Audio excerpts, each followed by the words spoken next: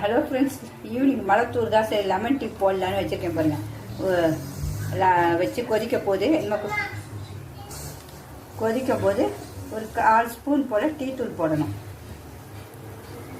போட்டு கொதிக்கட்டும். அப்படியே கொதிக்கும் பாருங்க. நல்லா கொதிக்கும் போது 2 புதினா இலை. ஆமாம், சூப்பராக இருக்கும் பாருங்கள் இந்த டீ, லெமன் டீ. நல்லா சூப்பராக கொதிக்கணும்.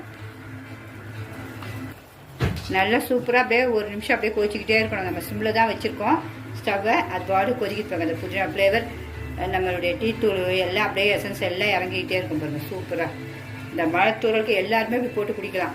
நல்லா கொதிச்சிருச்சு இவங்க டீ. இனிமேல் நம்ம அப்படியே ஒரு டம்ளரில் அழகாக ஊற்றப்படும் லெமன் டீக்கு. இல்லை நம்ம லெமன் புளியில் இனிமேல் தான் புளிய போகிறோம். தேனை இனிமேல் தான் ஊற்ற போகிறோம். எவ்வளோ சூப்பராக இருக்கு பாருங்க பாக்கிய.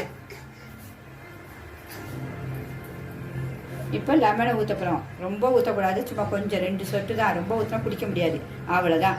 இன்னும் அடுத்து தேன்.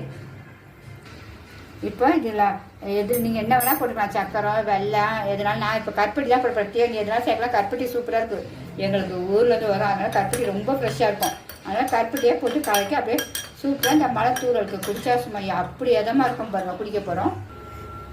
அப்படியே குடிச்சு பார்த்தேன், என்ன சூப்பருங்க, செம சூப்பர். எல்லாருமே இப்படி ட்ரை பண்ணி குடிங்க, நல்லாயிருக்கும்.